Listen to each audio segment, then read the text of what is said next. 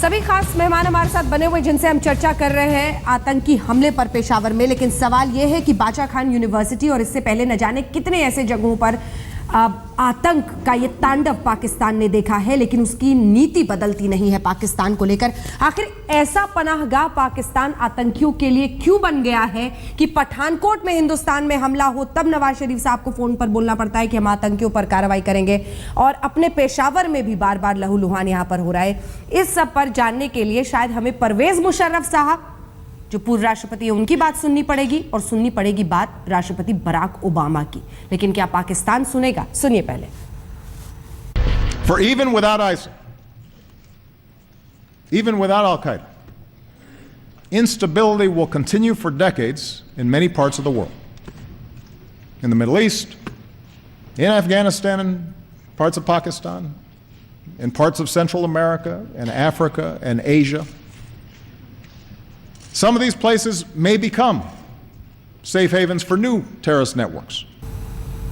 अब मायद अली साहब, आप अपनी बात को वापस लेना चाहेंगे? हालांकि बाद में आपने सही बात कही कि कैसे पाकिस्तान के बहकावे में आकर बिल्कुल पलट।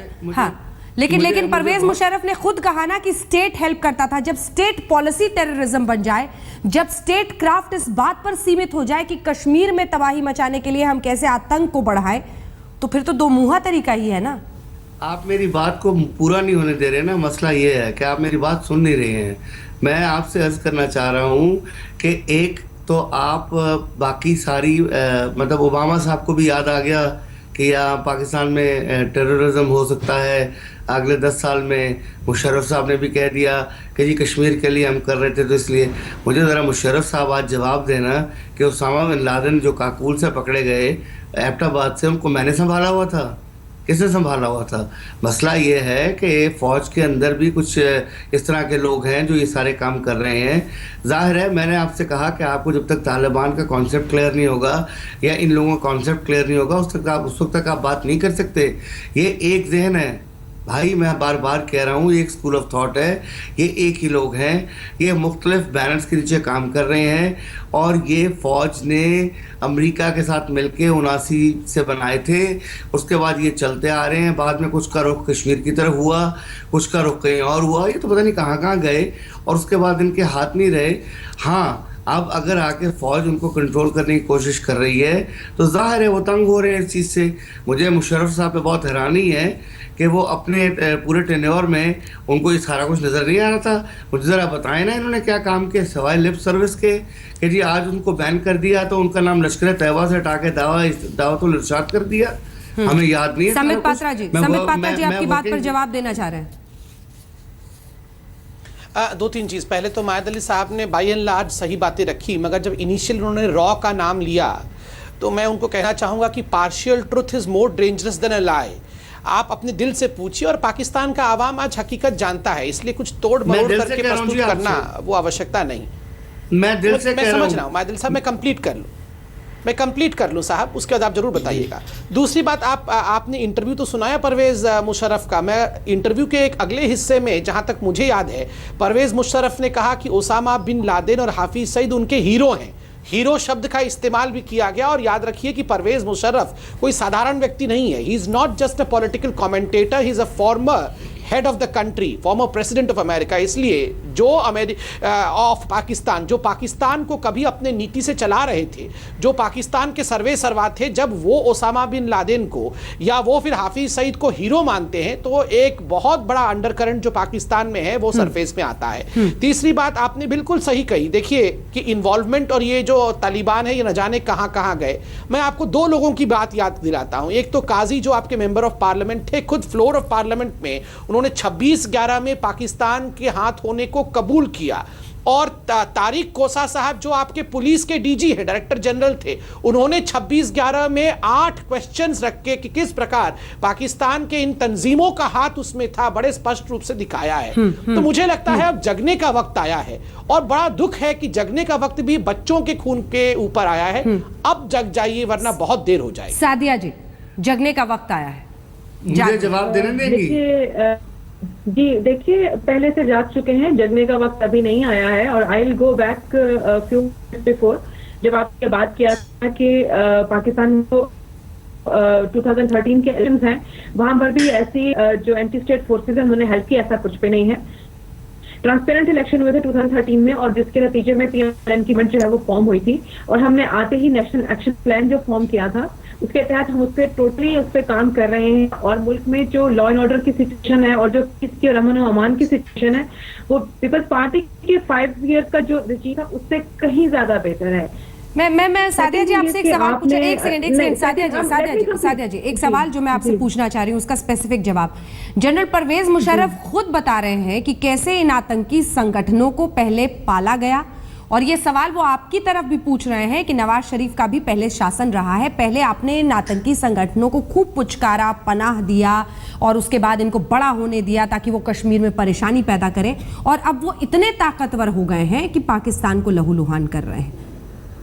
देखिए, जनरल परवेज मुशर्रफ की जो भी स्टेटमेंट होती है उसके स्टेट ऑफ माइंड का मुझे बिल्कुल भी अंदाजा नहीं होता, इसलिए मैं उसके बारे में कोई कमेंट नहीं करूंगी। अगर आप ये सच है ना पाकिस्तान का? नहीं, आप मेरी बात सुन लीजिए। अगर आप उनसे, आपको चाहिए कि आप उनकी पार्टी से किसी भी स्पोक पर्सन को इन्वाइट करें और उनसे उसकी स्टेटमेंट के बारे में जो रिप्लाई है वो ले सकते हैं। सेकेंडली, डेमोक्रेसी को डिरेल करने में बहुत आगे थे, और जिसने किसी तकनीकी खराबी की वजह से आपकी बात हम अटक रही है। हम कोशिश करते हैं फिर से स्काइप पर आप इससे कनेक्ट करें और फिर उसका जवाब लें। बीबी मलिक साहब, आप इस पर आपकी प्रतिक्रिया। सवाल यह है कि अभी भी पाकिस्तान डिनायल मोड में ही दिख रहा है, और डिनायल मोड में फिर इलाज बड़ा मुश्किल है। नहीं, ये बात पठानकोट के इंसिडेंट के बाद में तो मैं समझता हूँ कि वो डिनायल मोड में नहीं है, और उन्होंने कुछ हद तक बात मानी है।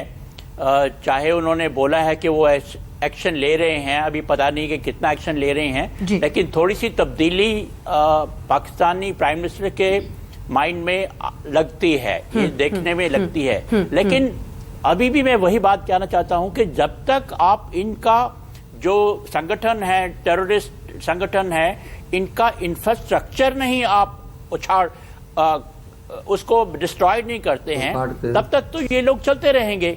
और इसमें कोई शक नहीं है कि अभी भी पाकिस्तान के अंदर कई रिटायर्ड पीपल हैं, आर्मी के कई पॉलिटिशियंस हैं, इनका पूरा फायदा उठाते हैं। आप उनको अभी भी फंड लेने में मना नहीं कर रहे। उनका जो इंफ्रास्ट्रक्चर जगह जगह पर बना हुआ है उसको आप छेड़ नहीं रहे हो, चाहे वो पंजाब में है या पीओके में है या नॉर्थ वेस्ट फ्रंटियर के उस एरिया में है। तो मैं समझता हूं कि ये जो अभी भी एक्शन प्लान है उसके ऊपर पूरा अमल नहीं हो रहा है, और वो अमल तभी हो सकता है कि जब ये सारे संगठन को, उनका इंफ्रास्ट्रक्चर को उखाड़ दे। वो अभी मैं नहीं देख रहा पाकिस्तान के अंदर। जी, सिंह साहब आपकी प्रतिक्रिया, उसके बाद माज साहब आपके पास आऊंगी। देखिए, जब ऐसा बड़ा अटैक होता है उसके बाद जो पाकिस्तान फौज की सोच है उसमें टैक्टिकल चेंज आया है। ये हो सकता है कि उन्होंने सरकार की बात मान ली और कहा चलो ये जो तंजीमें हैं इनको थोड़ा कंट्रोल में रखेंगे, लेकिन उनको वो खत्म करने वाले नहीं या उनके पीछे जाने वाले नहीं। बड़े अटैक के बाद सोचनी ये होगी कि इनको ना छेड़ें। अभी वो फौज यही कहती आई है पाकिस्तान की सरकार को कि ये हमें कुछ नहीं कह रहे, इस फ्रंट को ना खोलें। सबसे पहले तरीके तालिबान पाकिस्तान या जो हमारी मुखालफत कर रहे हैं उन पे अटैक करें। तो इसलिए इस अटैक के बाद तो फौज उधर लग जाएगी, अब उसका ध्यान और तरीके तालिबान पाकिस्तान की तरफ होगा। तो वो जैशे मोहम्मद को और लश्कर तैयबा को इस मौके पे छेड़ने वाले नहीं हैं। तो जो थोड़ी मोटी उनकी सोच में बदल भी थी, वो बदल का सिर्फ टैक्टिकल चेंज था। उसमें भी हम देखेंगे कि वो आगे से भी थोड़े नरम पड़ेंगे। बिल्कुल। मायद अली साहब, अब आप जवाब दें। मैं एक तो पहले हैरान हूँ, मैं बार बार ये अर्ज कर रहा हूँ कि ये वहाबी स्कूल ऑफ थॉट है। ये एक ही लोग हैं, ये इंटर ऑपरेबल, मेरे लफ्ज़ को ज़रा गौर से सुनिएगा, इंटर ऑपरेबल है। मतलब ये कभी एक जगह काम कर रहे हैं, टाइपिंग कर रहे हैं, शायद कंप्यूटर ऑपरेटिंग कर रहे हैं, तो कहीं दूसरी जगह पे ऑपरेशन कर रहे हैं। सो मुझे एग्जैक्टली पता है, मैं एक जर्नलिस्ट, वर्किंग जर्नलिस्ट हूँ, मैं जानता हूँ। दूसरी बात ये कि मुझे बड़ी मैं हैरान हुआ ओबामा साहब पे भी और मुशर्रफ साहब पे भी कि 12-12 साल हुकूमत करके यहाँ पर और घर बिठा के उसको, उसामा बिन लादेन को, और एम्बेरस करवा के पाकिस्तान को पूरे दुनिया में, और अब वो बड़े आराम से फरमा रहे हैं कि ये नवाज शरीफ की आप सिर्फ उसामा बिन लादेन पर क्यों एम्बेरस होते हैं मायद अली साहब? आप मैं जैशे हर मोहम्मद पर क्यों नहीं उसी तरह से मसूद अजहर पर क्यों नहीं एम्बैरस होते हैं? बेबी आप मुझे बात करने, सर आप मुझे बात करने, सर काउंटर आप क्वेश्चन मुझे तो बात- पूछने का अधिकार है ना। आप जब सिर्फ बात मुशर्रफ करने को पूरी एक होने सेकंड दें। सर आप सिर्फ मुझे- उसामा बिन लादेन पर क्यों एम्बैरस होते हैं? मेरा सवाल आपसे बहुत सीधा है। क्यों आपको अमेरिका का मुजरिम तो दिखता है, हिंदुस्तान का मुजरिम नहीं दिखता है? आपको लखवी मुझे नहीं दिख- दिखता है, मुझे आपको सब- हाफिज सईद नहीं दिखता है, आपको दाऊद नहीं दिखता है, आपको मसूद अजहर नहीं दिखता है। मुझे- एम्बैरस होना मुझे- शुरू कीजिए इन नामों पर भी। मुझे सब पे एम्बैरेसमेंट होती है, मगर थोड़ा सा आप भी गौर कीजिए कि बलोचिस्तान में क्या होता है और बैतुल्ला मसूद किन किन के लिए काम करते हैं। ये जरा आप भी देखिए ना। मैं तो देख ही रहा हूँ, मुझे तो मालूम है कि हमारे साथ क्या हो रहा है। बच्चे हमारे मर रहे हैं, मैं जानता हूँ। मैं वैसे बादशाह शिया भी हूँ, मुझे पता है मेरी ज़िंदगी कितनी मुश्किल है। मगर आप भी थोड़ा देखिए, रॉ कोई चांदनी चौक में चने बेचने के लिए नहीं बनाई रॉ है का आपने। रोना मत रोइए साहब, रॉ का क्यों ना रोना रोएं? मत क्यों रोइए। ना रोएं? आप मत रोइए रॉ का रोते हैं रोना। आप मत ISI का रोइए, रोना रोते हैं, हम आप ना मत रोएं। रोइए सर। पाकिस्तान में आग लगी हुई है, पाकिस्तान उसको में समझिए। आग आप लोग भी तो लगा रहे हैं ना साहब। पाकिस्तान मेरा में कहने का ये मकसद- आग आप ही ने मेरा- बताया आप- कि अमेरिका के कहने पर पाकिस्तान के हुक्मरानों ने लगाई, Exactly. पाकिस्तान की तो जब सेना ने हम- लगाई। बीबी, हिंदुस्तान अगर आप का मुझे कोई बात- लेना देना नहीं है। संबित पात्रा, एक लाइन में कंक्लूडिंग रिमार्क आपकी तरफ से। देखिए, बार बार मायद अली साहब ओसामा बिन लादेन के बारे में बात कर रहे हैं। मेरा बड़ा स्पष्ट मानना है कि ओसामा बिन लादेन को केवल परवेज मुशर्रफ बचा रहा था। देयर वाज कॉम्प्लिसिटी, सारी सिस्टम, आर्मी, ISI, ये सारे लगे हुए थे। जो इनका मिलिट्री ट्रेनिंग सेंटर है, मात्र 1-1.5 किलोमीटर है वहां जहां ओसामा बिन लादेन अबोटाबाद में पनाह ले रहा था। स्वाभाविक रूप से ओसामा बिन लादेन के विषय में भी अगर आप बात कर रहे हैं तो जान के रखिए, it is a larger picture. छोटे पिक्चर में मत देखिए। और साफ नियत से ही इस परेशानी का अंत होगा और उसको बदलने के लिए पाकिस्तान को समझना होगा कि चिंगारी का खेल बहुत बुरा होता है, जैसा कि वाजपेयी साहब ने एक वक्त पर लिखा था। सवाल हमने आपसे पूछा था कि क्या अब इस आतंकी हमले के बाद, पेशावर में आतंकी हमले के बाद सबक लेगा पाकिस्तान? 22% हल्ला बोल देखने वाले दर्शक कहते हैं हाँ, जबकि 78% हल्ला बोल देखने वाले दर्शकों को अब भी पाकिस्तान पर भरोसा नहीं होता है। देखते रहिए आज तक। बिहार के मुख्यमंत्री नीतीश कुमार की परेशानी बढ़ती जा रही है। पहले जंगल राज की वापसी के आरोप लगे तो अब उनके खुद के विधायक उनके लिए मुसीबत बन रहे हैं। सुशासन पर लगे ग्रहण को देखिए इस खास रिपोर्ट में।